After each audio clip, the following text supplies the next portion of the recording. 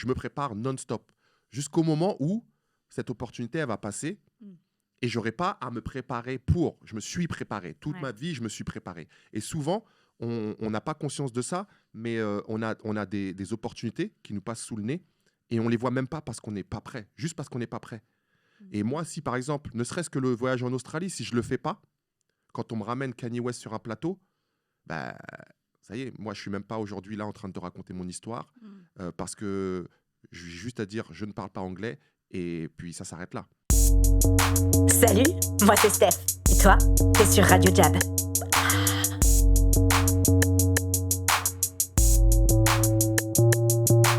All right. Bonjour à tous et bonjour Joël. Bonjour Stéphanie, Swaggy Steph. Voilà, exactement. Tu peux m'appeler Steph. Okay. Ici, je suis Steph, mais c'est vrai que mon perso Swaggy Steph est mon alter ego et le tien, c'est Coach Joe. Ouais, peut-être que c'est comme ça que la plupart des gens te connaissent, mais ton vrai nom, c'est Joël Bouraïma. C'est ça. Je suis ravie de t'avoir au micro de Radio Jab. Merci de l'invitation. Beaucoup de gens te connaissent aujourd'hui par la Star Academy, où tu es coach sportif et aussi prof principal, tu disais. Ouais, c'est une nouvelle fonction. Coach, head coach. Et aussi, tu es connu, on va dire, globalement pour être le coach de Kanye West, Kim Kardashian. On va dire c'est plutôt pour ça que tu as fait des gros titres ou que tu as acquis une certaine notoriété. Ouais. Mais aujourd'hui, c'est pas vraiment de ça dont j'ai envie de parler. Parfait. Exactement, parce que je pense que, et c'est une des choses qui revient dans ton livre, donc peut-être, certainement on va en parler au cours de l'interview, mais tu as écrit un livre, une biographie, une des choses qui m'a marquée, c'est bien sûr, il y a ce côté Kanye West, Kim, et on te pose tout le temps des questions, c'est comment de coacher une star, etc. Mais nous, chez Jab, le coaching, c'est notre métier, et donc moi, il y a des choses là-dessus qui m'ont interpellée dans ton parcours, également sur la façon dont tu as trouvé ta voie, parce que toi, peut-être on va commencer par là, mais à la base, tu viens d'un milieu où coach, c'est pas forcément un métier, coach sportif, et LA, c'était pas ton premier cercle social. C'était très loin de là où je viens. Ouais. Donc peut-être qu'on va commencer un petit peu par là. Okay. D'où viens-tu? Qui es-tu? Moi, je m'appelle Joël Bouraïma, j'ai aujourd'hui 43 ans, coach sportif, préparateur physique français, expatrié à Los Angeles depuis maintenant, je suis dans ma 9e année là. Oh wow. Je viens d'une petite cité HLM en banlieue parisienne, dans les Yvelines, Saint-Cyr-l'École, où j'ai grandi, où j'ai tout commencé, le sport en l'occurrence. Et c'est vraiment dans les années 80, puisque je suis né dans les années 80, oui. Guerre froide encore. Ça me fait toujours un truc de dire ah waouh, c'était pendant la guerre froide. Quand même. Et ouais, années 80, fou de sport, objectif dans ma vie, devenir professeur de sport, parce que j'avais une image des profs qui était celle que tout le monde se faisait un peu, le prof qui ne corrige pas de copie, le prof qui revenait toujours bronzé après ses semaines de vacances au ski ou à droite ou à gauche. Il était fonctionnaire et venant de banlieue, on me faisait comprendre que déjà si j'atteignais ça, c'était bien. Donc ça a été un peu mon leitmotiv pendant quelques années, pas mal d'années en fait, jusqu'à ce que j'atteigne cet objectif en fait. Et une fois atteint, la désillusion, puisque je m'aperçois que c'est pas ce que j'imaginais. Ouais. Ce que je trouve intéressant, du coup, déjà dans cette première partie de ton parcours, il y a deux choses. La première chose, c'est que pour moi, ce qui m'a frappée la première fois qu'on s'est rencontrés, et même en lisant le bouquin, c'est cette volonté d'exploser ta bulle. C'est-à-dire que même très jeune, tu me racontais comment tu allais à Paris. Tu te disais, moi, il y a un peu ce truc de, on vit tous dans des bulles, on en parle beaucoup aujourd'hui, c'est renforcé par les réseaux sociaux. Et on dirait que toi, tu étais là avec une petite aiguille et tu as envie d'exploser les bulles. Ça vient d'où ça? Et ça vient d'où en toi? Ça, en moi, je ne sais même pas si ça vient de quelque chose que j'avais moi, mais plutôt quelque chose qui s'est construit avec un groupe. Et heureusement que j'ai eu ce groupe-là. Comme quoi, l'importance des gens que tu fréquentes et de ton cercle, il peut avoir une incidence directe sur ce que tu vas faire, ce que tu vas être, qui tu vas devenir. Parce que j'ai été entouré à ce moment-là de potes qui avaient la même dynamique que moi. Et donc, on allait ensemble dans ces directions et on était... on avait faim et on voulait aller voir ce qui se passe justement au-delà de notre petit quartier. Et ça a commencé au début avec les villes alentours. Donc, on était beaucoup dans le 78. Et ensuite, Paris. Et ensuite, la France. Et on s'est retrouvés à faire des voyages plutôt sympas, entre potes. Et il y a un moment donné où, après avoir voyagé avec ce groupe, c'est là où aussi, moi, il y a eu une petite remise en question. Je me suis demandé, est-ce que j'étais capable de le faire seul? Ouais. Parce que j'avais conscience déjà très jeune que bah, un groupe, à un moment donné, on se côtoie encore aujourd'hui, mais on va pas faire nos vies ensemble. On va avoir nos familles respectives. Et je voulais voir le plus tôt possible. Donc moi, ça a été, quand je dis tôt, ça a été aux alentours de 24-25 ans que je suis allé en Australie, un an, pour justement me challenger à différents niveaux. Je trouve que c'est fort cette relation que tu as au groupe, parce que c'est vrai qu'on dit souvent, il y a un proverbe assez connu dont on est la somme des 5 personnes qu'on fréquente le plus. Donc c'est vrai qu'un groupe, ça te façonne. Et en même temps, ça peut créer aussi une forme de dépendance, parce que si tu n'existes pas toi en dehors du groupe, qui es-tu? Et particulièrement, je pense, dans ces années assez formatrices de l'adolescence et les jeunes adultes, quoi, c'est important aussi d'aller explorer qui on est soi en dehors du groupe. Ouais. C'est ce que tu as fait du coup, comme tu disais, en partant en France et en Australie. Et en Australie. Donc ça, je vais zoomer un petit peu là-dessus parce que déjà, tu as réussi à être prof de sport et puis tu as surmonté quelques obstacles et j'invite tous les auditeurs à aller lire dans le bouquin le parcours du combattant que tu as dû surmonter juste pour avoir le droit de faire les études que tu voulais faire. Donc ça, je trouve ça déjà assez édifiant. On reviendra sur le parcours psychologique derrière, mais voilà, tu as fait ça, finalement, non. Tu te retrouves du coup à travailler dans une entreprise qui organise des séminaires, des team building sportifs pour les boîtes qui... à l'époque, il y a un truc assez novateur. En vrai, aujourd'hui, c'est hyper démocratisé. On n'appelait même pas ça du team building. Hein. Je ne sais même pas s'ils avaient déjà conscience que c'était ça. Mais c'était plutôt juste faire rencontrer des services d'une même boîte qui travaillent ensemble mais qui ne se voient jamais, en fait, à travers une activité physique et sportive. Et moi, j'organisais et je gérais ces événements-là pour les boîtes. Voilà, c'est ça. Et donc, tu le fais en France, tu évolues parce que voilà, tu as des bonnes compétences et tout, jusqu'au moment où tu es plafonné par ton niveau d'anglais. Et donc là, pareil, toujours avec ton aiguille pour claquer la bulle, quoi, ce qui m'a marqué, c'est que tu te dis, bon... cool, je pourrais aller en Angleterre et ils parlent anglais, peut-être même aux États-Unis, mais non, je vais choisir le pays le plus loin sur la carte pour aller me former et vraiment être confrontée à autre chose. Parle-moi un peu de cette expérience. Eh ben ça revient à ce que je disais un peu plus tôt, où donc moi j'ai grandi avec un groupe d'amis et on était toujours ensemble et on faisait tout ensemble. On montait sur Paris, on allait en vacances, on a fait de la musique, on était à l'école, toujours tout ensemble. Et en fait, je savais qu'on avait une force en tant que groupe, mais je ne savais pas quelle place exactement et quelle force moi j'avais dans ce groupe. Ce qui m'a fait me poser pas mal de questions. Et quand j'en ai eu l'occasion, et heureusement que je l'ai eu, je me suis dit, vas-y, on va voir si tout seul, j'arrive à me recréer un groupe en dehors de ce que je connais, en dehors de ma zone de confort. Le plus inconfortable possible, c'était à 24 heures de chez moi. Parce que je ne voulais pas avoir cette facilité justement de revenir après un mois de coup de blues, 3 heures de train et je suis à la maison. Ou à l'inverse, un coup de téléphone, les gars, vous venez me rejoindre et en 3 heures, j'ai retrouvé mon groupe, mais juste déplacé en Angleterre. Là, pour venir me voir, 24 heures d'avion, et il n'y en a pas beaucoup qui sont venus me voir. Donc, le challenge a été réussi. Pour le faire souvent, l'Australie, il faut vraiment se taper une déterre. Donc, ça a été mon petit challenge et que j'en suis ravi, en fait, de l'avoir tenté, ce challenge, puisqu'il m'a vraiment ouvert les yeux sur qui j'étais moi, sur ce que j'étais capable de faire. Il m'a forcé à faire des bons choix, de prendre des bonnes décisions parce qu'à 24 heures d'avion, avec un budget de 1 500 € en arrivant, et mes parents n'ont pas spécialement les moyens, donc c'est clair que je n'allais pas recevoir un Western Union s'il y avait une galère. Donc il fallait faire les bons choix.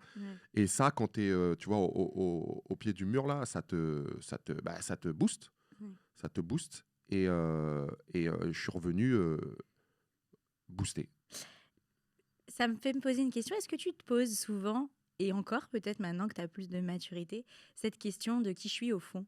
J'ai l'impression que c'est quelque chose, tu le dis, tu vois, t'existes dans un groupe et tout, mais qui t'a habité par quand même cette question de quoi je suis capable, qui je suis dans mes tripes. Tu te poses toujours cette question aujourd'hui? Ouais. Et c'est ce qui me fait justement me remettre en question.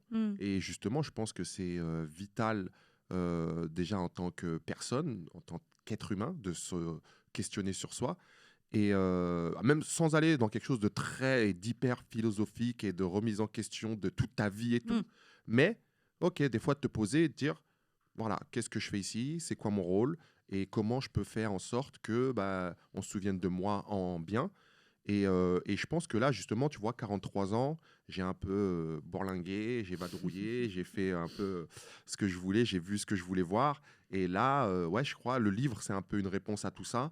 Et c'est super parce que là, les retours que j'ai par rapport au livre, ils me permettent d'intervenir là au niveau de la jeunesse. Ouais. Et justement, qui je suis et pourquoi je suis là, je trouve que je commence à trouver un sens à tout ça en intervenant, en essayant de motiver, booster, partager mon expérience avec les plus jeunes et en essayant de leur ouvrir les yeux. Ouais. Euh, Déjà, c'est pour revenir sur ton livre, parce que au-delà de ton histoire et des événements sur lesquels on va revenir, ce qui m'a vraiment marqué, moi, c'est que c'est un livre qui m'a énormément parlé à titre perso. Je l'ai lu pendant les vacances de Noël et il a suscité chez moi beaucoup de questions, plutôt enthousiasmantes et positives, mais justement sur, tiens, c'est quoi, comme disent les anglo-saxons, mon purpose? Ouais. Est-ce que je rêve assez grand? Est-ce que je vais, moi, éclater ma propre bulle, etc.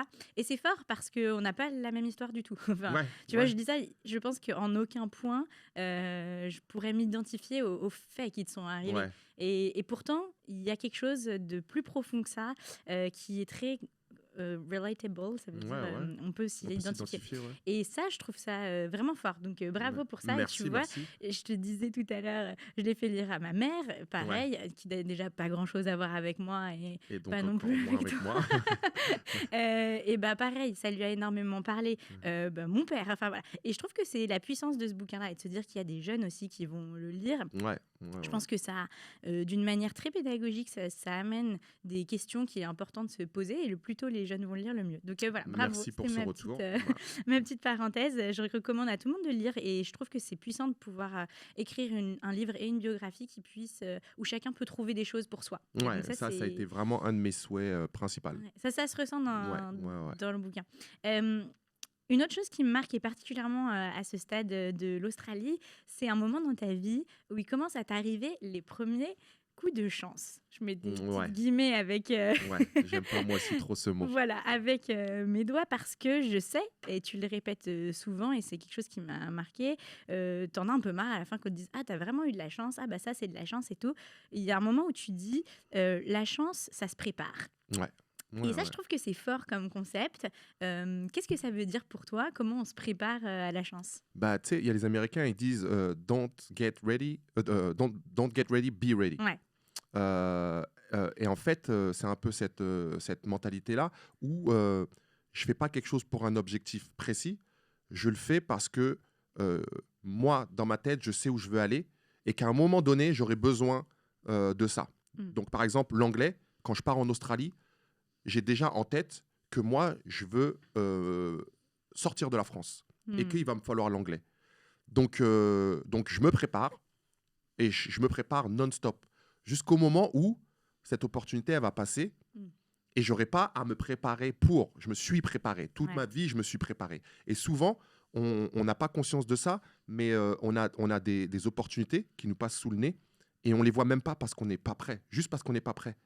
Et moi, si par exemple, ne serait-ce que le voyage en Australie, si je ne le fais pas, quand on me ramène Kanye West sur un plateau, ça y est, moi, je ne suis même pas aujourd'hui là en train de te raconter mon histoire parce que j'ai juste à dire, je ne parle pas anglais et puis ça s'arrête là. Tu vois, donc inconsciemment, il y a des choses que vous faites à l'instant T que vous imaginez même pas à quel point ça va être important à un autre instant T qui va peut-être changer votre vie. Et c'est vraiment dans cet esprit-là qu'il y a une théorie, franchement, qui m'a plu. C'est The Red Car Theory. Vas-y, je ne connais pas. Par exemple, si je te demande... Moi, c'est comme ça, en fait, que maintenant, j'aborde les opportunités, entre parenthèses, ou les chances. Maintenant, tu le regardes comme tu le sens. Mais si je te demande aujourd'hui combien de voitures rouges tu as vues? 0. Voilà. Et pourtant, je peux te garantir qu'il y en a qui sont passés devant toi. Maintenant, si je te dis, demain tu reviens, je te donne 50 € par voiture rouge que tu vas voir. Je vais en voir beaucoup, ouais. Tu vas même les oranges à peu près rouges, tu vas me les... Ah, c'est rouge. Tu vois et ben, quand tu sors de chez toi le matin, et ben, faut sortir avec cette mentalité-là de je vais aller chercher cette voiture rouge pour laquelle on me donne 50 € par jour. Il faut juste rester à l'affût. Rester à l'affût. Et après, ça se transcrit comment dans la vie de tous les jours? C'est au niveau de ton travail, ben, par exemple, faire l'extra effort à un moment donné quand tu n'as pas spécialement envie de le faire. Et je sais que pour moi, par exemple, avoir aidé Steve Gutman dans mon livre, qui est la personne qui me présente Kanye West, ben, si je ne prends pas ces 10-20 secondes pour l'aider, et ben, le lendemain, je ne l'ai pas en client et l'année d'après, il ne me présente pas Kanye West. Ouais. Tu vois? Donc, ça, c'était ma voiture rouge. Ouais. Et j'étais prêt. J'adore ça parce que, alors, il y a 2 points sur lesquels je voudrais rebondir. Le premier, c'est j'espère bien que tous nos clients écoutent cet épisode parce que nous, ce qu'on fait chez Jab, parmi les formats qu'on a, donc voilà, tu sais qu'on accompagne nos clients sur de la vente, mais la façon dont on les accompagne est très inattendue parce que nous, nos locaux, c'est une salle de sport du business. Ouais. Et donc, les gens viennent s'entraîner. La première fois que tu entends ça, tu te dis m'entraîner avant, toi, de quoi tu me parles, etc. En fait, ils viennent s'entraîner à décrocher des opportunités en appelant des dirigeants, en essayant de décrocher des rendez-vous pour aller vendre leur expertise. Et c'est vrai que, ce que je te disais aussi tout à l'heure, pourquoi les gens, au bout de 6 mois, ils se transforment? Pas simplement parce qu'ils ont appris une méthode, mais parce qu'ils ont fait ce extra mile contre-intuitif. Ouais. Ils sont venus ici. Et souvent, ils sont surpris parce qu'ils décrochent des nouvelles opportunités depuis qu'ils sont chez Jab, qui ne sont pas forcément directement liées à la méthode de vente qu'on leur transmet. Et donc, eux, ils ne sont pas tout le temps justement, ils ne connaissent pas la théorie du red car comme moi il y a 5 minutes. Ouais. Donc ils se disent, c'est quand même fou. Les 3 derniers mois, j'ai eu tel truc, j'ai croisé machin dans l'avion, donc j'ai signé un deal, il y a ça qui m'est arrivé. Oh là là, un peu genre, c'est magique, elles étaient là avant. Elles étaient là avant, mais tu ne les voyais pas. Ou tu n'étais pas prêt. Et donc vous, je pense que ce que vous faites, c'est juste ouvrir les yeux et les forcer à être plus attentifs à ces opportunités qui passent. Ouais, c'est très... et ensuite, c'est exactement, les forcer à être attentifs et leur donner le petit extra de confiance, parce que ce que tu dis pour nous, c'est ce qui relève du mind game, du mental game, tu vois. Ouais. Et donc on muscle un peu leur mental game pour que quand ces opportunités se présentent et qu'ils les voient, pour le coup, ils soient aussi en confiance d'aller les saisir. Ouais, et prêts pour les saisir. Je trouve que c'est vraiment intéressant, notamment pour revenir aussi sur donc Steve Gutman, pour ceux qui connaissent pas la petite histoire, mais en effet, tu le disais, c'est un homme d'affaires américain. Ouais. Qui était à l'usine, donc une salle de sport où tu bossais à l'époque. Et un jour, tu le vois, il fait des mouvements, il fait ce workout dans son coin. Toi, tu coaches quelqu'un, mais tu vois qu'il fait un mouvement mauvais, il pourrait se blesser, quoi. Ouais. Donc, tu vas le voir et tu lui dis, hey man, genre, juste pour info, là, attention à ton genou, ou tu vois, tu fais tes squats, je sais pas quoi. Bon. Et donc, il dit, 20 secondes. Thanks, ouais, voilà, vraiment, le petit type. Ces 20 secondes ont changé tout le reste de ma vie. 20 secondes. C'est fou, ouais. C'est fou. Dit comme ça, c'est fou. C'est fou, ouais. Et en fait, le principe sous-jacent, donc pour terminer l'histoire, tu vois là, et puis un jour, je sais plus, tu le recroises. Le lendemain, en fait. Le lendemain, voilà. Il est sur mon planning. Ah bah vas-y, dis-moi. Et je demande à la petite demoiselle de l'accueil, qui c'est? C'est pas un de mes clients habituels, donc je ne connais pas. Et elle me dit, il y a un monsieur hier soir qui est descendu et qui a demandé une séance avec le coach qui est sur le plateau en ce moment. Et c'était moi, donc. Ouais. Et quand je le vois arriver, il s'avère que c'est la personne que j'ai aidée la veille, Steve Gutman, qui veut faire une séance avec moi, qui fait une séance avec moi. Il est 3-4 fois par an sur Paris. Chaque fois qu'il vient, il fait appel à moi. Et au bout d'1 an, quand il a eu confiance en moi, il me présente Kanye West. Et le reste is history, comme on dit. In the making. Mais voilà, on va revenir là-dessus. Mais pourquoi je fais le lien avec ça? Donc, bien sûr, il y a cette histoire de saisir l'opportunité, mais il y a aussi, j'ai eu la chance d'interviewer une personne qui s'appelle Shane Parrish. Alors, mes auditeurs du podcast savent que je suis fan de lui, mais je t'invite à aller regarder son contenu. C'est un anglo-saxon qui était ancien agent secret pour une agence à 3 lettres, et qui aujourd'hui fait un énorme travail sur les modèles mentaux et les grands principes, en fait, qui peuvent dicter ta vie. Pour vivre avec intention, atteindre tes objectifs et voilà, avoir une bonne vie, en gros. Et moi, j'adore son travail. Et un un des principes, et donc il est venu ici. Pour la petite histoire, un peu comme toi, c'est une histoire d'opportunité. En gros, on était abonné à un de ses services payants, un problème de SAV, on envoie un email et en fait, c'est lui en personne qui Direct. répond.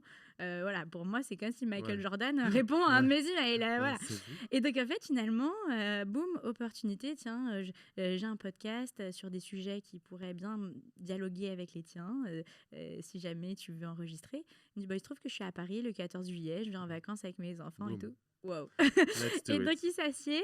Et la première question que je lui pose, c'est pourquoi tu as accepté cette interview? Parce que moi, je suis une nobody, T'es qui? Ouais. je suis une groupie. Ouais. Mais bon, je veux dire, tu me connais pas. Il a accepté tellement facilement, tu Ouais. vois.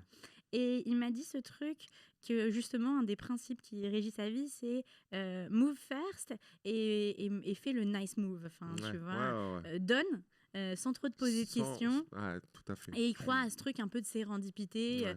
que certains appelleront un peu le karma, mais qui Karma. revient à ta théorie aussi de provoquer sa chance. Ouais, ouais. Et donc, et ça m'a marqué pour le reste de ma vie. Mais c'est vrai que non seulement je pense que c'est une bonne philosophie pour son âme de Ouais. vivre comme ça, de Ouais, ouais. donner et tout. Et en plus, c'est le début d'une histoire. On ne sait pas ce qui pourra arriver Ouais. plus tard.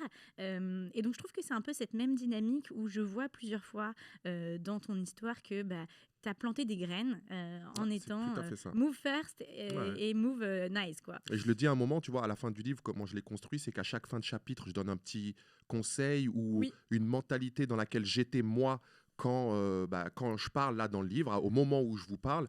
Et il y a un moment où justement j'en parle de ça, où je dis que des fois, les choix, les faites pas avec la tête, Mm. faites-les avec ce que vous ressentez plutôt. Mm. Parce que là-haut, on calcule beaucoup Mm. et le cerveau, il est très protecteur.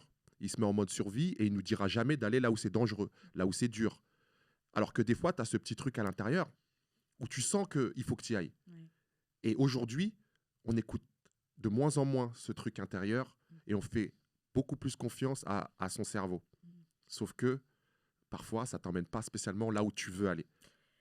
Ça me fait penser, est-ce que tu as déjà eu des moments où justement ton cerveau et ton gut et ton cœur étaient en contradiction et tu as choisi ton cœur même si le choix rationnel, genre je sais pas, un gros contrat ou un truc qui fait Ne serait-ce que sens et tu te mon dis départ en Australie.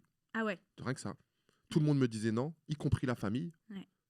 Et pas parce qu'ils ne voulaient pas que je réussisse. Et tu vois, c'est ça aussi des fois. Écouter son entourage, c'est pas forcément toujours la bonne chose à faire.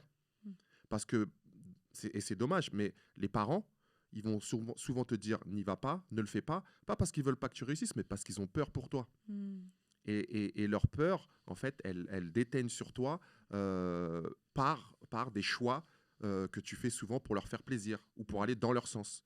Et quand tu vas dans leur sens, inconsciemment, tu vas pas dans le tien. Et il y a un moment donné, quand tu ouvres les yeux, il y a cette contradiction entre ce que tu voulais faire et ce que tes parents t'ont poussé à faire. Et ça, c'est chiant parce qu'il y a des regrets qui se créent. Et moi, mon objectif dans ma vie, c'est d'essayer de ne pas en avoir des regrets.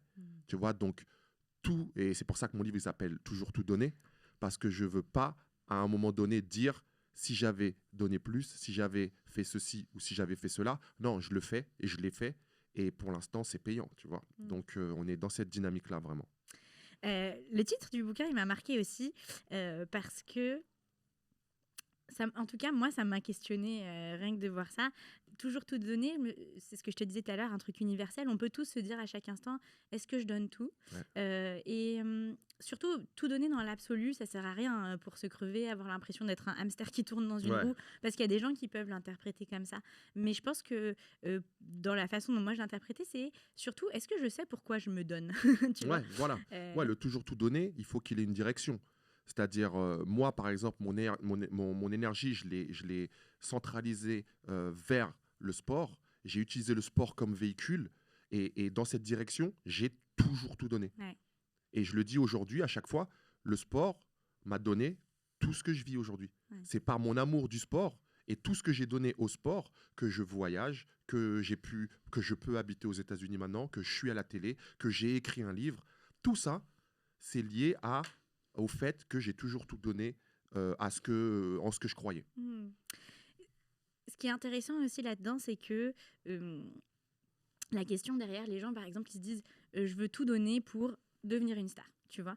Et souvent, les gens souvent, c'est bizarre ce que je dis, mais je vois souvent des finalités qui finalement n'en sont pas. C'est-à-dire que être une star, tu peux pas être amoureux du fait d'être une star. Ouais. Ça n'existe pas. Alors que toi, ce qui est intéressant et ce qui est un message, je pense, assez fort, c'est de te dire, trouve un truc que tu aimes et que tu ferais gratuitement, tu Ouais, vois, même si c'est on c'est la te base. payait pas.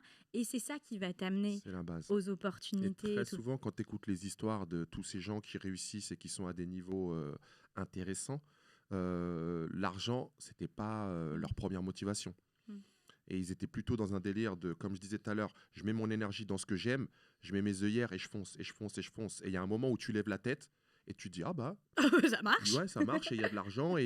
Mais t'as à aucun moment fait ça pour l'argent. Et c'est pour ça, moi aussi, là, via les réseaux sociaux, il y a beaucoup de jeunes coachs qui me demandent comment on fait pour être coach de star. Tu vois? C'est-à-dire que eux, ils me demandent comment on fait pour être là où je suis maintenant, ce qu'ils voient là, à l'instant T. Demande-moi plutôt ce qui s'est passé entre la fin de mes études et aujourd'hui. Tu vois, j'ai 43 ans, donc il y a pas mal d'années. Et pour moi, en te racontant tout ça, ça sera beaucoup plus constructif pour toi que juste te dire, bah, pour être star, j'ai rencontré lui et je suis allé aux États-Unis et voilà, tu vois. Ouais. Et le truc, c'est qu'aujourd'hui, on a cette culture de l'immédiateté via Ouais. les réseaux sociaux où on veut tout de suite sans forcément travailler. Et je pense que ouais, on perd quelque chose. Ils perdent quelque chose. Parce que la question que je pose souvent, c'est ouais, qu'est-ce que vous voulez faire, moi? Et dans les quartiers ou à droite ou même partout, je veux être millionnaire. Ouais. Ok, c'est une bonne motivation, mais comment? Et pour la plupart du temps, juste, je veux être millionnaire. Mais je pense que tu as tout dit, c'est-à-dire que c'est pas une motivation intrinsèque. En effet, c'est sain de vouloir l'argent, c'est quand même la sécurité. Ouais. Donc voilà, Et- je t'apprends rien. C'est et cool d'avoir de l'argent pour mettre à l'abri les tiens, C'est clair. mais ça peut pas être ça ton but. Ouais. Et je trouve que justement, ça m'interroge en lisant ton livre. J'ai vu plusieurs fois, tu disais, bah, j'ai pas fait ça pour l'argent. Mais quel est ton rapport à l'argent? Parce que aussi de côtoyer des gens qui en ont énormément, Ouais. d'en côtoyer d'autres qui en ont pas, parce que tu as quand même toujours, je pense, des amis qui ont moins d'argent que Kanye West. Mais tu vois, toi, tu navigues dans un monde. Enfin, je trouve que moi, une des questions que je me suis posée, c'est tiens, je me demande comment son rapport à l'argent a évolué et qu'est-ce que ça représente pour toi aujourd'hui? Bah, encore une fois, je cours pas après. Mes projets, ils sont plutôt choisis par ce que je ressens. Il n'y a pas de calcul. Aller chercher une nouvelle expérience plutôt qu'un gros contrat. Et ça rejoint un peu le fait de me challenger, comme quand j'étais plus jeune, à sortir de ma bulle. Donc, mine de rien, on se recrée des bulles à chaque niveau qu'on passe. Et après, c'est à toi de décider est-ce que tu veux y rester ou pas. Et moi, c'est un peu comme ça que je choisis mes challenges. J'ai toujours cette petite aiguille dont tu parlais au début. Et il y a un nouveau challenge, bah, je pète ma bulle et je vais dans l'autre. Et c'est comme ça que je me construis. Et ces challenges, ils m'emmènent vers des directions où, oui, il y a un business qui génère plus d'argent. Et donc, moi, j'en touche plus. Mais comme je ne le fais pas à la base pour l'argent, je suis content de l'avoir parce que ça me permet de réaliser pas mal de choses et de, comme tu disais, de mettre ma famille à l'abri, de voir mes enfants évoluer aux États-Unis aujourd'hui comme ils évoluent, c'est un kiff et c'est ma première motivation, tu vois. Donc moi je suis pas du tout bling bling. Donc, à part des baskets. C'est vrai. Et encore, je me suis calmé. C'est un vrai truc être bling bling des baskets. Ouais. Hein. Ouais, ça peut être dangereux. Ça peut être dangereux. Sur ce StockX et tout. Tu Ça, penses que c'est pas cher, mais non, c'est cher. Ouais, moi, j'ai arrêté. Enfin, je suis calmé. J'ai vrai. encore beaucoup de paires, mais maintenant, j'en profite justement, tu vois. Parce que j'étais dans un truc où il y avait... Au début, c'était plutôt de la frustration. J'ai acheté parce que j'avais jamais pu les avoir. Et quand j'allais à Foot Locker et que je voyais les paires duo à 1000 francs à l'époque, ce qui fait 150 €, inatteignable pour moi, dès que j'ai pu me le permettre, boum, c'est vers ça que je me suis tourné. Et pour dire, hein, je les empilais sans les porter. Je veux dire, j'ai des paires aujourd'hui encore qui ont plus de 10 ans. Ouais, qui ont plus de 10 ans et que j'ai jamais porté encore aujourd'hui. Donc c'est bien là maintenant parce que quand je vais chez mes parents, là où il en reste pas mal, et ben aujourd'hui je les mets. Tu vois, je profite de cet investissement d'il y a plus de 10 ans. C'est marrant, c'est vrai que donc nous on a forcément l'argent, c'est un sujet qui est au cœur de ce qu'on fait chez Jab parce que en plus en tant que Français, et j'aimerais bien qu'on revienne un peu après sur les différences culturelles entre la France et les US, surtout je pense que toi, tu vois tes enfants évoluer dans un système différent. Et donc, en termes de mindset, on va revenir là-dessus. Ouais. Mais notamment, en tant que Français, notre rapport à l'argent, il est quand même très complexé, très Ouais. teinté de art. Tu vois, j'étais hier, je déjeunais avec des filles qui ont un business dans le journalisme. Bon, je leur dis salut si elles écoutent. Et elles, c'est un des seuls médias un peu moderne qui travaille autant avec des marques et elles me disent voilà, on est les parias du monde journalistique alors que c'est pas non plus tu vois une usine à enfin bon bref, mais et donc je trouve que c'est intéressant ce rapport les différents cycles de motivation et quelle place on donne à l'argent dans notre motivation parce que ça peut avoir une place qui est très saine, c'est normal de, comme tu disais, vouloir de l'argent pour l'éducation de tes enfants mais aussi développer tes futurs projets. Je pense que j'ai l'impression que tu es quelqu'un qui a une forte vision pour là où tu as envie d'aller. Et bah, parfois, il faut de l'argent pour accomplir ces visions-là. Et en même temps, on voit bien que parfois, l'argent peut nous dévier, peut nous faire perdre la tête, perdre la boule, quoi. Et en fait, on fait des trucs compulsifs ou alors on voit plus que ça, alors qu'au début, c'était juste un levier, etc. Ouais. Moi, en fait, il y a une expression qui dit et l'argent dans la main plutôt que dans le cœur. Oh, ok. J'apprends plein de trucs aujourd'hui, j'aime bien. C'est-à-dire que je préfère justement que ce soit quelque chose et me dire que ce soit quelque chose qui passe de main à main, qui s'échange, plutôt quelque chose qui est devenu presque une valeur pour moi. Tu vois. Donc, c'est pas quelque chose vraiment qui me motive, mais vraiment dans le fond. C'est ça, vraiment, je le prends comme quelque chose qui vient, qui part, qui vient, qui part. Il y a des moments où j'en ai pas eu du tout. Et j'étais dans le dur, mais j'étais content. Et là, ok, il y en a un peu plus. Je suis aussi content. Et je peux faire un peu plus de trucs, mais c'est pas ma motivation première. Ouais, c'est pour rebondir sur ton expression. Moi, j'ai ma mamie qui dit on n'a jamais vu un coffre-fort suivre un cercueil. Ouais, c'est clair. Quand je culpabilise de faire des trucs parfois, ma grand-mère elle me dit Steph, surtout en France. C'est encore autre chose. Mais je trouve que je suis un peu comme ça. Moi, je vois l'argent comme une énergie. Et donc, c'est comme ton énergie. Si tu la protèges trop ou que tu es trop genre je veux pas dépenser d'énergie, finalement, tu n'en as pas. Je sais pas si moi, je croise des gens parfois. Par exemple, plus je suis fatiguée, moi je vais faire de trucs, ou alors là en ce moment je veux vraiment sauvegarder mon énergie et tout, et finalement ils se retrouvent à rien faire du tout. Donc je vois ça un peu comme ça. Pour rebondir justement sur cette idée de mindset, la différence entre France et États-Unis, j'aimerais bien savoir qu'est-ce que tu gardes est-ce que tu arrives ou est-ce que tu as envie de composer un peu avec le meilleur des deux mondes, parce que j'ai pas envie de tomber dans le cliché de les US c'est que le meilleur mindset. Moi je suis comme toi, j'ai vécu là-bas, je pense qu'on voit aussi quand même les travers de ce mindset-là, et ni non plus de dire la France c'est tout nul, il y a des choses où on est excellent. Et donc je me demande comment tu composes ta propre toolbox de mindset pour toi et puis tes enfants qui grandissent là-bas. Moi, en fait, comme tu dis, ma toolbox, ma boîte à outils, elle est composée en fait de beaucoup d'outils français dont je me sers aux États-Unis. Tu penses à quoi, par exemple? Un truc tout con. Par exemple, justement, on parlait financièrement. On est dans deux mondes différents quand tu parles des États-Unis et de la France. Et en fait, moi, je comprends pas les Américains. Je vais pas dire qu'ils sont cons, qu'ils sont bêtes, mais je veux dire, leur jeu, il est simple au niveau financier. Il faut que tu sois un bon consommateur, que tu montres que tu payes bien, tu fais monter ton crédit score. Plus ton crédit score est haut, plus tu peux faire de choses, etc. Nous, on n'a pas ce principe-là en France. Mais le problème, c'est que eux, ils connaissent pas, ils n'ont pas nos outils. Ils jouent avec les leurs. Et les leurs, c'est vas-y, dépense, fais-toi plaisir, tu payeras plus tard. Le concept d'épargner n'existe pas aux US. Pour les gens qui ne connaissent pas, pour reprendre ce que tu as dit, en fait, c'est vrai que c'est une société qui est basée sur la consommation et le crédit. Donc ça veut dire que tu consommes des trucs et tu le payes plus tard. Et donc en fait, tu es noté sur ta capacité, non pas à payer avec de l'argent à un temps T quand tu achètes, mais à rembourser plus tard des dettes que tu as contractées aujourd'hui. En gros, c'est ça. Et plus tu es un bon rembourseur, et plus tu as un bon crédit score, et plus on peut te donner de l'argent que tu devras rembourser, etc. Tu vois, c'est une boucle. C'est vrai que ça fait le hamster dans son... Pour moi, c'était fou. Et donc, tu as des cartes de crédit, on te les propose à tout va. Tu en as 10 dans ton portefeuille et tu fais que jongler avec tes cartes de crédit. Et pour moi, ça, c'était inconcevable. En tant que Français, avec mes outils et mon mindset français, je me suis dit, Moi, ce que je vais faire, je vais prendre leur crédit card, puisque faut jouer leur jeu, et je vais dépenser que l'argent que j'ai.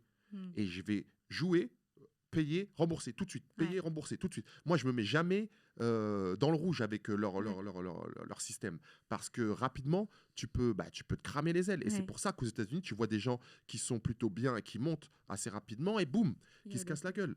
Parce que ce système-là, il ne pardonne pas. Une erreur et c'est fini, quoi. C'est vrai que ça ne pardonne pas. C'est intéressant. Moi, j'étais comme toi. Quand j'ai bougé aux US, pour moi, une carte de crédit, c'était la carte que j'avais déjà. Mes cartes bleues, c'était des cartes de crédit. Non, là, c'est une carte de crédit. Et en fait, c'est un casino géant parce qu'en fait, tu accumules des points qui te fait gagner des réducs ou des voyages. Et donc, moi, je voyais mes amis qui étaient comme des fous en train d'optimiser sur qu'est-ce qu'ils gagnent, sur les trucs. Ou même de vouloir se battre à payer les restos, tu vois, pour avoir plus de points, de miles et tout. Et c'est vrai ce que tu dis. Je pense que c'est une des différences d'ailleurs entre les deux systèmes globalement, aussi sociaux, médicaux et tout. C'est aux US, tu peux monter vite au max de ta vie, au top de ta vie, et redescendre tout aussi vite au sous-sol. Et il n'y a personne qui va venir te repêcher. Et je pense que ce concept intéressant pour moi qui est derrière, c'est le concept de responsabilité. Et ça, je trouve que c'est intéressant aussi en termes de mindset. Ça te rend responsable, peut-être trop, mais aux États-Unis, si tu es riche, c'est grâce à toi. C'est le self-made man, c'est pas le système qui t'a fait. Mais si tu es pauvre et homeless, enfin SDF, c'est aussi à cause de toi. Et en France, c'est beaucoup moins. En France, c'est quasiment l'extrême inverse. Tu es très déresponsabilisé. Mais en même temps, si t'arrive quelque chose, c'est aussi pas de ta faute et t'as tout un système pour te soutenir. Donc, c'est deux extrêmes sociétaux qui se voient partout, dans toutes les sphères, je trouve, professionnelles, personnelles, sociales, etc., qui sont assez intéressants. Et je trouve que c'est cool d'avoir cette expérience de pouvoir se composer son propre truc et de se dire, je garde ça du mindset français. Et du coup, qu'est-ce que tu prends du mindset américain ? Qu'est-ce que tu aurais envie de dire ? Et je pense notamment à notre audience sur Radio Jab qui est beaucoup d'entrepreneurs. Qu'est-ce qui pourrait gagner à être plus américain ? La vision, en fait. La vision du toujours plus haut, du sky is the limit. Ça paraît cliché, mais c'est vraiment ce qu'on n'a pas en France. Tu vois, tout à l'heure, tu disais qu'on peut monter très vite, redescendre très vite. Mais le truc, c'est que tu peux encore remonter très vite. Alors qu'en France, la culture de l'échec, elle est complètement différente.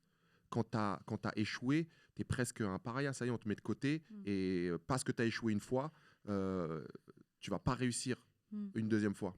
Et aux États-Unis, c'est presque vers les gens qui ont vécu le plus d'échecs qu'on se tourne. Parce que c'est considéré comme une expérience à prendre. Eux, ils ont vécu des montées, des descentes, des montées, des descentes. C'est vers eux que je veux aller plutôt que le mec qui est juste monté, il n'est pas encore descendu. Lui, il ne peut pas te raconter de son histoire. Il ne peut pas te raconter comment il a rebondi. Celui qui l'a déjà fait, il va t'ouvrir les yeux sur certaines choses à faire ou à ne pas faire. Et cette culture du essaye. Si tu te casses la gueule, c'est pas grave, t'auras appris. Là-bas, c'est vrai, c'est applicable. Et ce qui n'est pas forcément le cas en France. Ouais, et ça commence très tôt à l'école, etc. Et c'est aussi, ça commence par soi. Quand tu parlais, je me disais, c'est vrai, moi, pourtant, j'essaye de me dire, tiens, je tente des trucs et tout, mais tu as un discours intérieur par lequel tu es façonné. Conditionné. Exactement, depuis que tu es tout petit. De toi, déjà, tu as peur d'échouer sans même penser aux autres ou au regard des autres et tout. Donc, c'est vraiment un déconditionnement. Et on le voit beaucoup avec les gens qui viennent ici, nos clients. Un des exercices qu'on leur fait faire, une des gymnastiques du mind game là, qu'on développe, c'est d'appeler des inconnus. Donc, voilà, moi j'ai un business, j'ai identifié sur LinkedIn telle personne et je pense que je pourrais l'aider avec mon service, mon produit. Donc on a un outil, c'est magique, tu arrives à appeler la personne, tu as son numéro, cool. Allô et tout. Et rien que ça, une interaction one-one, et on ne parle pas des PDG du CAC 40, parfois, c'est un autre humain. On est tous passés par cette étape de est-ce que j'appuie et s'il me dit non, etc. Et nous, avec notre recul et les centaines d'entreprises qu'on accompagne aujourd'hui, on sait que c'est une personne parmi des milliers, il y a d'autres gens, et deux, qu'en plus, la personne qui t'a raccroché au nez un jour J, tu l'appelles 30 jours plus tard, elle te donne le rendez-vous, il n'y a pas de souci, tu vois. ça, c'est vrai, c'est très démystifier nous, ouais. l'échec, quoi.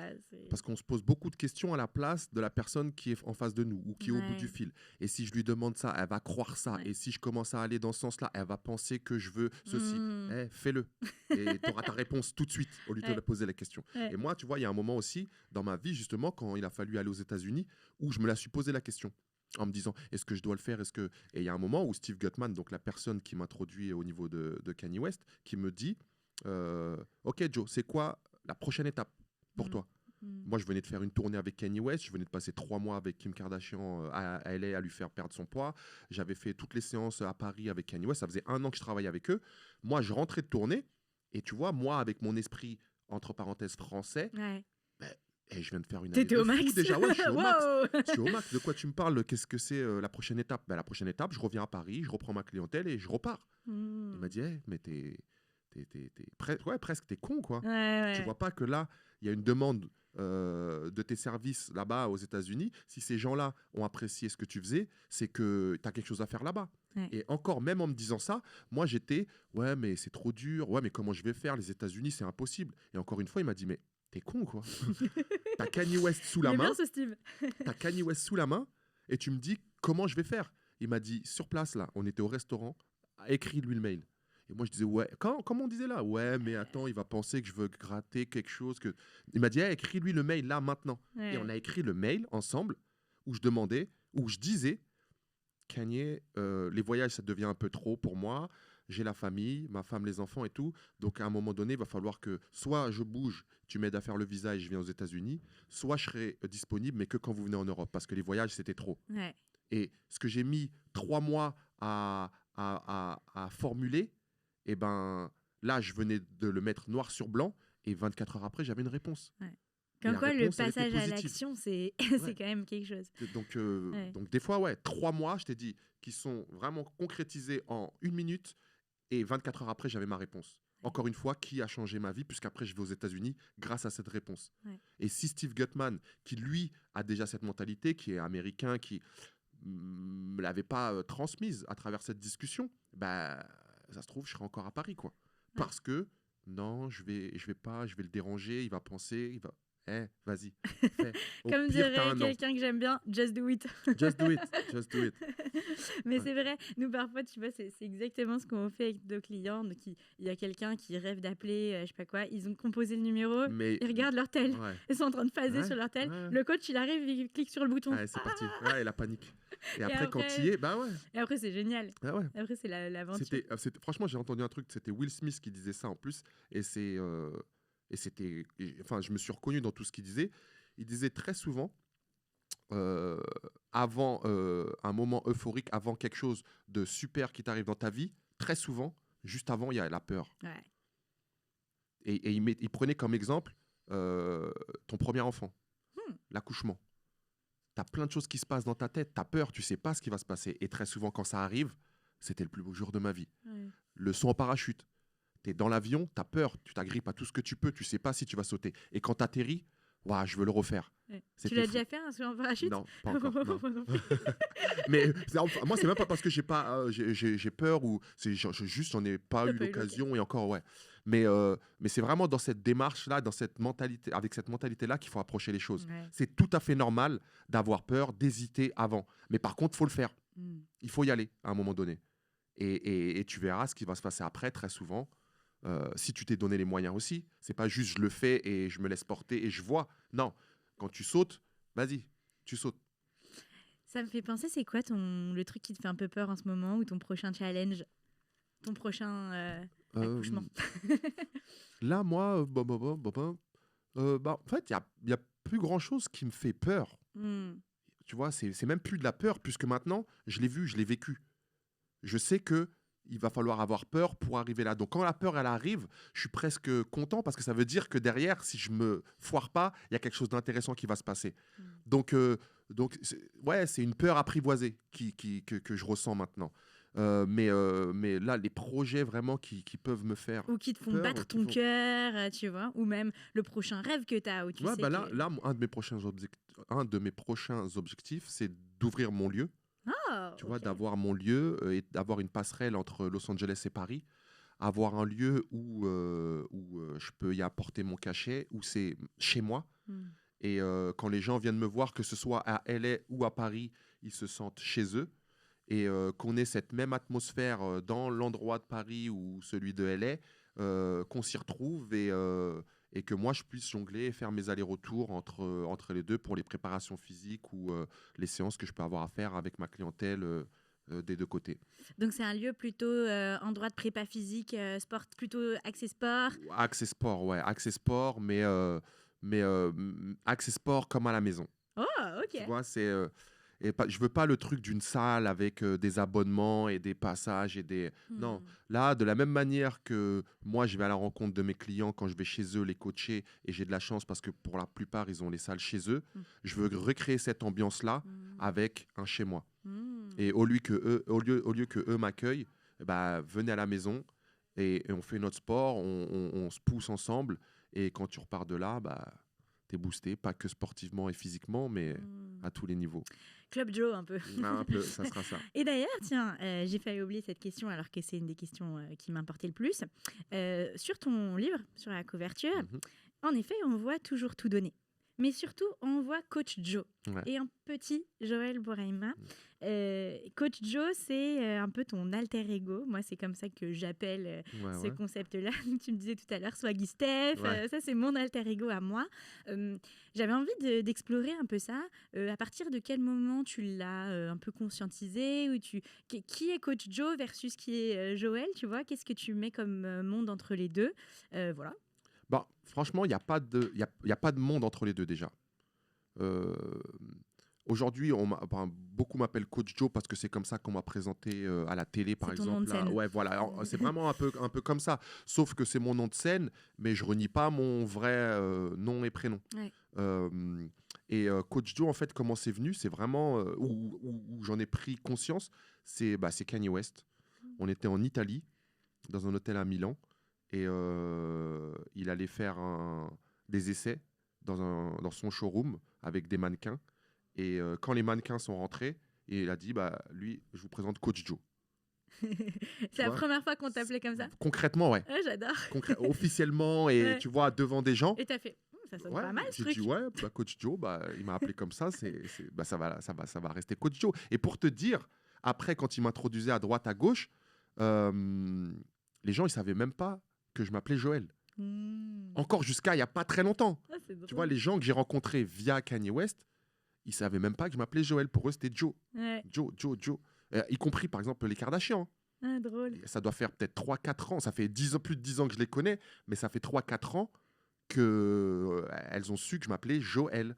Ah, Et c'est il y en énorme. a qui gardent Joe, et il y en a maintenant qui se forcent et qui se disent non, tu t'appelles Joël, on t'appelle Joël. Ah, c'est Donc drôle. ouais, Et ça me fait penser, petite parenthèse, mais plutôt dans la culture US, Joe, en général, c'est Joseph. ouais, Les beaucoup, gens ouais. qui s'appellent. Donc, je Ouais. pense, je sais même pas s'ils connaissent le prénom Joël en vrai. Il y en a pas beaucoup. C'est pas Il y en un a pas prénom. beaucoup. Bon, ouais.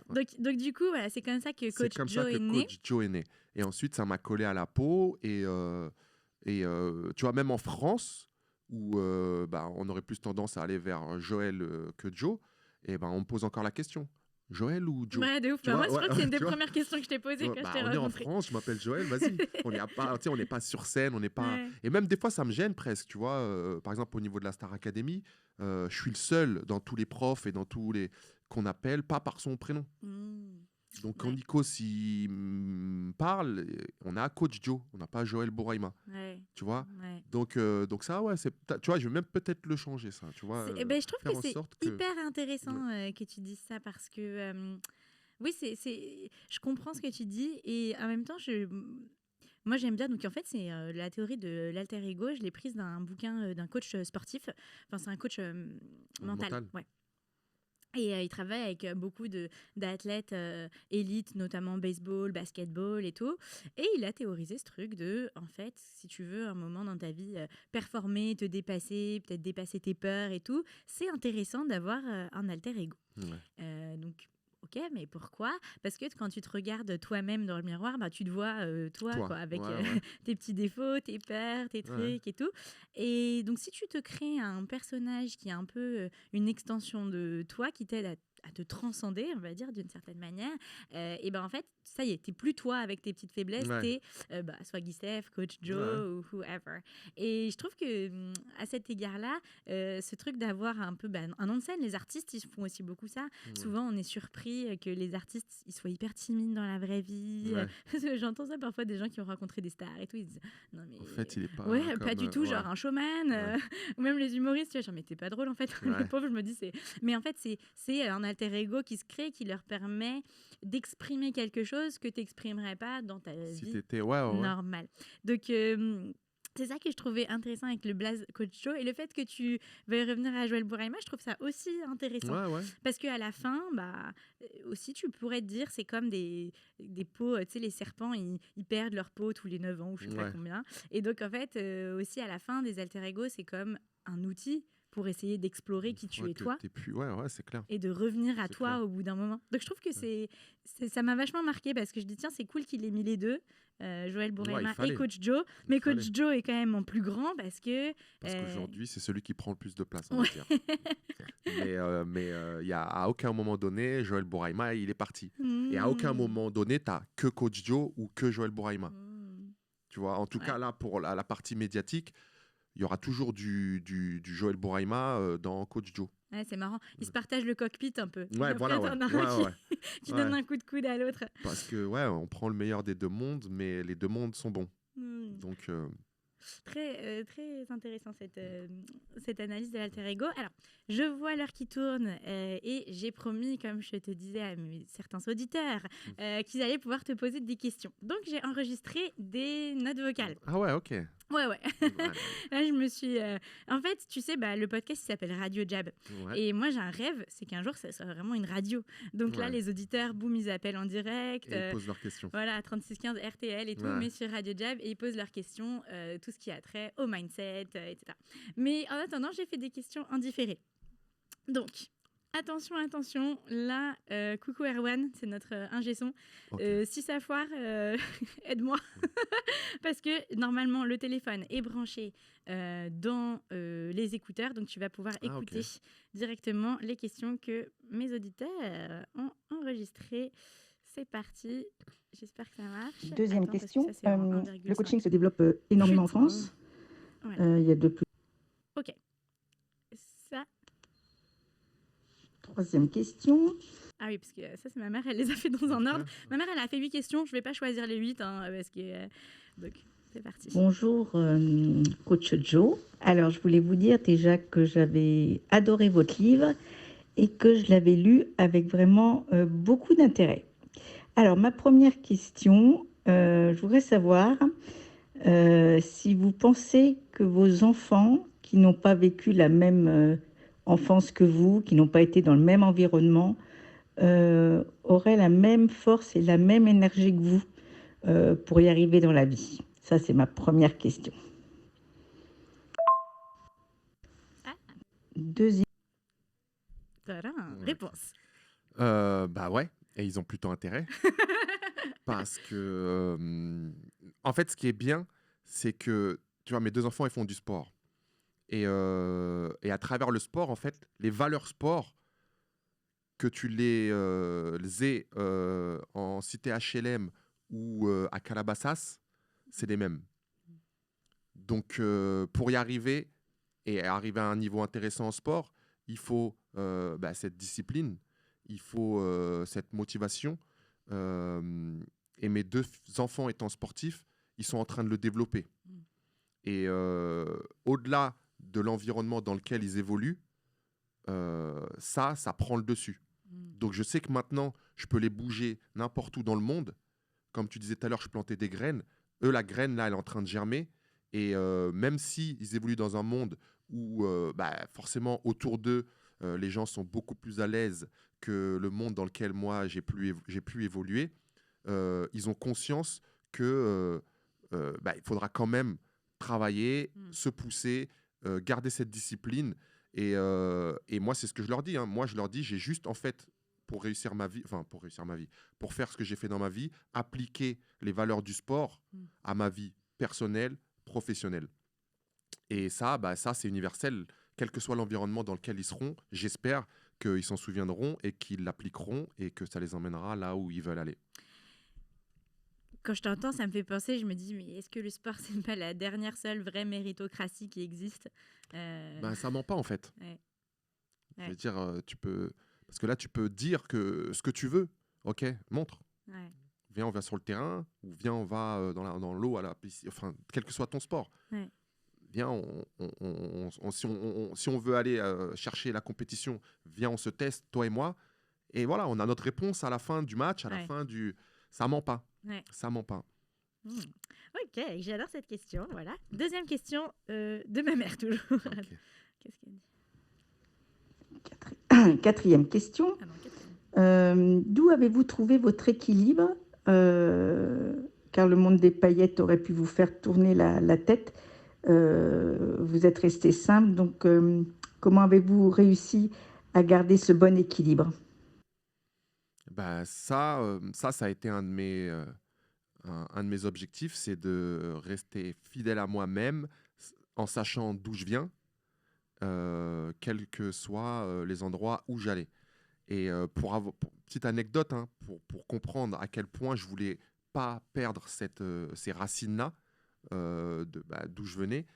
Par exemple, quand je partais dans des séjours, travailler avec Kanye West et qu'on allait à droite à gauche dans le monde avec des avions en première, en business, etc. Quand je revenais en France, j'atterrissais à CDG et tout de suite je prenais le RER. Tu vois, terre à terre, tout de suite ça.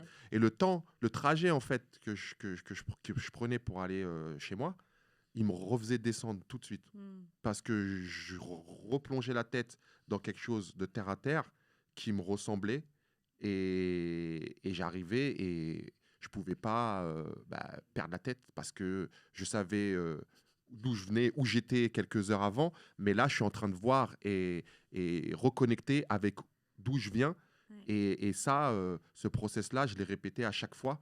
Et c'est pour ça qu'aujourd'hui, je peux retourner dans mon quartier et parler avec tout le monde. Je reste accessible. Je pense que ça a été... Et le fait d'avoir aussi ma femme, une base solide à la maison, je ne pouvais pas me permettre de m'envoler et de croire... faire le fou. Ouais, voilà. Ça a été une super solide base et je la remercie pour ça. J'en parle dans le livre. Ouais. Mais ouais, c'est, je sais d'où je viens. Donc, il n'y a pas de raison que je m'envole. Et quand je vais avec ces personnes qui sont dans des milieux assez fous, financièrement parlant et même socialement, je comprends tout de suite que ce n'est pas mon monde. Ouais. Donc, je n'essaye pas de faire comme eux, ou parce que c'est ça l'erreur. Ouais. Il y a pas mal de coachs ou de gens en fait, qui gravitent dans ces cercles, qui se crament en pensant que c'est leur vie et en essayant de vivre cette vie-là. Sauf qu'on n'en a pas les moyens. Moi, je sais d'où je viens, je sais quelle est ma vie. Quand je reviens, je repars sur ma base, Joël Boraima. Voilà, on y revient. Voilà. Mais je trouve que c'est drôle, c'est une conversation que j'avais avec Julien, justement, que tu as croisé ces trucs de notre rapport à nos racines et d'où on vient. C'est important de savoir d'où on vient, de s'y reconnecter. Et en même temps, parfois, c'est aussi ce qui peut... c'est un peu la gravité, quoi, qui peut te... Tu vois, c'est quelle relation d'entretien pour pas te dire c'est pas moi, j'appartiens pas là, et en même temps tu as envie d'évoluer, tu veux pas rester que dans tes racines tout le temps. Donc je trouve que c'est intéressant comme question et comme réponse sur le rapport que tu as à tes racines et ton histoire, et en même temps ça peut aussi être un piège parce que c'est ce qui peut, et c'est pas ton cas je pense, mais t'empêcher de rêver plus grand et te dire c'est pas pour moi. Et donc comment tu navigues entre les deux? C'est sûr que le RER a ce pouvoir magique de te faire revenir sur Terre très rapidement. Et on parlait des bulles un peu plus tôt. En fait, moi, ce que je fais, c'est juste, j'ai appris à sauter d'une bulle à l'autre, sans y être enfermé et sans ne voir que cette bulle-là. Ouais, tu peux être dans l'une, mais tu peux être dans l'autre 2 jours après, 1 jour après, 1 heure après. Et quand tu arrives à comprendre ça, en fait, il n'y a plus de limite. Les bulles... c'est-à-dire que maintenant, si je refais ma métaphore, on va dire que c'est pas trop une aiguille, c'est un petit pont de bulle en bulle. Tu les exploses pas, mais tu vas de bulle en bulle. Elles sont toujours là. Mais j'arrive à circuler entre ces bulles. Donc, parmi les 72 autres questions de ma mère, on va mettre une parenthèse. J'ai une autre question pour toi. Hello. Question pour Coach Joey. Je voudrais savoir en fait comment a été son approche quand il a commencé à coacher les grandes célébrités aux États-Unis et son approche avec les clients lambda. Est-ce qu'il s'y prenait pareil ou il y avait un petit décalage parce que on sait que les célébrités ils ont pas mal de critères. Donc j'aurais bien aimé savoir en fait comment il s'en est sorti, comment il s'est débrouillé pour se fondre dans la masse des célébrités. Et la deuxième question, c'est quelle a été sa méthode psychologique et technique pour toujours gravir les échelons, malgré qu'il vient des quartiers un peu difficiles. Comment il a fait pour avoir sa place à Los Angeles parmi les grands et toujours être au top? Alors, je pense qu'il y a certaines questions où je vais dire il faut lire le livre, mais la question qui est intéressante derrière ça, c'est en effet, un des trucs qui m'a marqué, c'est ton approche psychologique. T'es coach sportif, bien sûr, il y a un élément technique au corps, il faut bien faire les squats et tout, mais j'ai l'impression que tu as développé ta propre patte psychologique avec tes clients, qui qu'ils soient. Ouais, ouais. Et c'est un peu ce qui fait ma différence parce que à la base, tout coach a la même formation, en gros. On est tous censés savoir faire un squat, savoir faire perdre du poids, savoir faire gagner de la masse musculaire. Et ce qui va faire vraiment après la différence, pourquoi ils te prennent toi et pas lui, bah, ça va être ta personne, qui t'es. Comment tu arrives à connecter psychologiquement avant déjà de parler de physique, etc. Et si tu viens en approchant la personne comme si c'était une machine et tu veux lui faire un programme que tu as déjà sur ta feuille et que tu vas lui faire quoi qu'il en soit, quel que soit son état physique, mental, etc., et que tu t'adaptes pas, bah, tu as perdu. On travaille avec de l'humain, on travaille avec des humains. Donc bah, la base, c'est l'adaptabilité. Il faut toujours savoir rebondir. Même si toi, tu avais préparé ta séance de base, aujourd'hui, la personne, elle arrive, mentalement, elle n'est pas dedans, elle a besoin d'autre chose. Et ben toi, c'est à toi de rebondir sur tes connaissances au niveau technique et psychologique pour faire quelque chose qui va correspondre à la personne là, comme elle est maintenant en face de toi. Et pas ton programme de prise de masse, de trucs que tu avais prévu toi. C'est pas en fait ce que toi tu veux faire, c'est ce que la personne est capable de faire là, tout de suite, de manière la plus optimale possible. Et ça passe par une analyse psychologique assez rapide de la personne qui est en face de toi, de manière à adapter ta séance là, tout de suite. Et moi, il y a un truc qui me colle à la peau et que j'ai aimé, c'était Vanity Fair qui avait fait un interview sur moi et qui avait dit Coach Joe, c'est la haute couture du coaching. Ouais.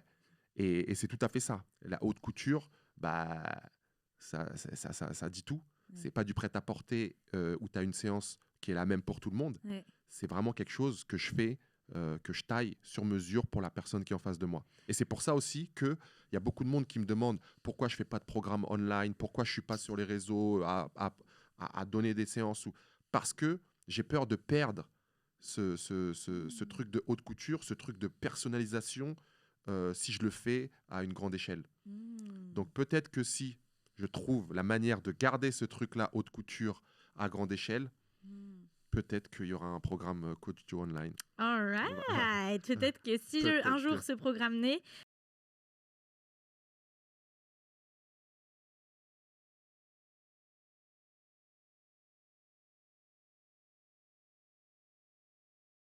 tu reviendras nous en parler au micro. Mais c'est des bonnes questions. Moi, ça résonne pour moi personnellement parce que c'est aussi des questions qu'on a ici, tu vois, où il y a quelque chose qui relève en effet de l'artisanat dans ce qu'on fait. Je te parlais de transformation des gens et tout.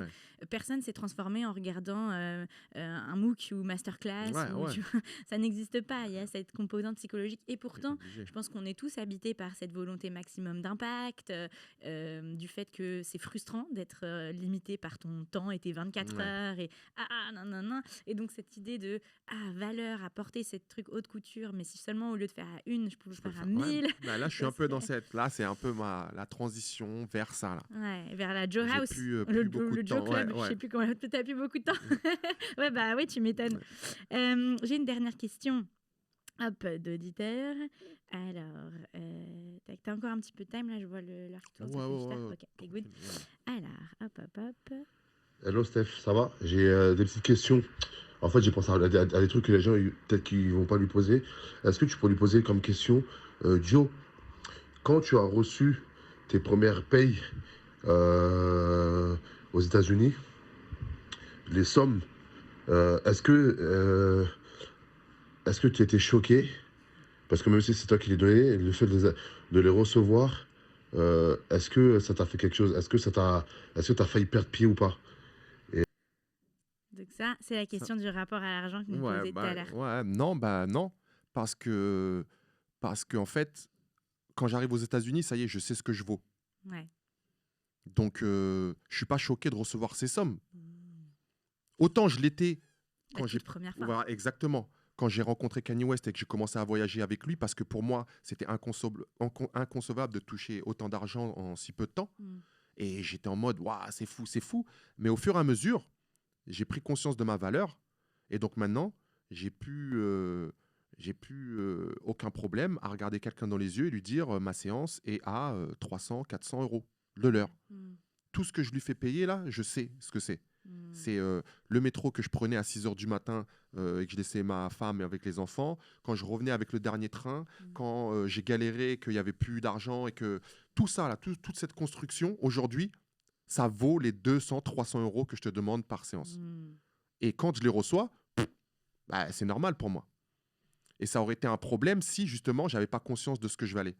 Ou là, je me dirais, oh, waouh, elle est belle, j'ai de la chance Ouais.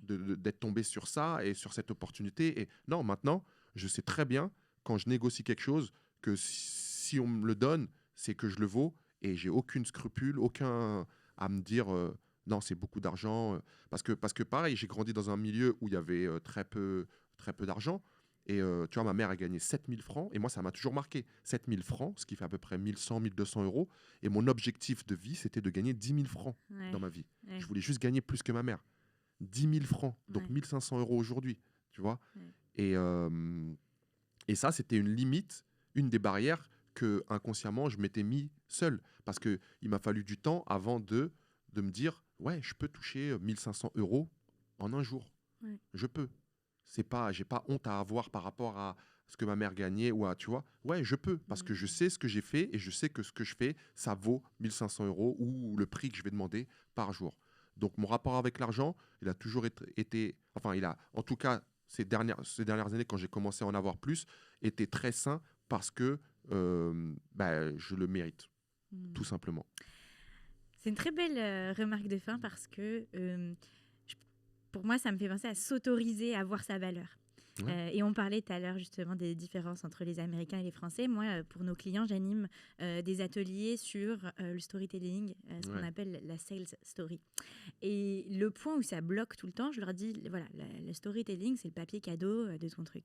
Mais un papier cadeau sur un cadeau qui n'a pas de valeur, ça ne sert pas à grand-chose. Ouais. Donc là où ma compétence s'arrête et où toi, tu dois prendre le relais, c'est sur ta conviction de la valeur que tu apportes. Ouais. Et c'est là, et c'est d'ailleurs drôle, parce que c'est le moment de l'atelier, j'appelle ça « Be American ». Voilà. Et c'est là où les gens galèrent. Ouais. Et c'est, comme tu l'as bien mis en avant, c'est lié directement à ta capacité de signer des clients, à ton rapport avec l'argent, etc. Donc ça, c'est reconnaître sa valeur. Je pense que c'est une autorisation qu'on se donne à soi de reconnaître le travail qui a été fait, tout à fait.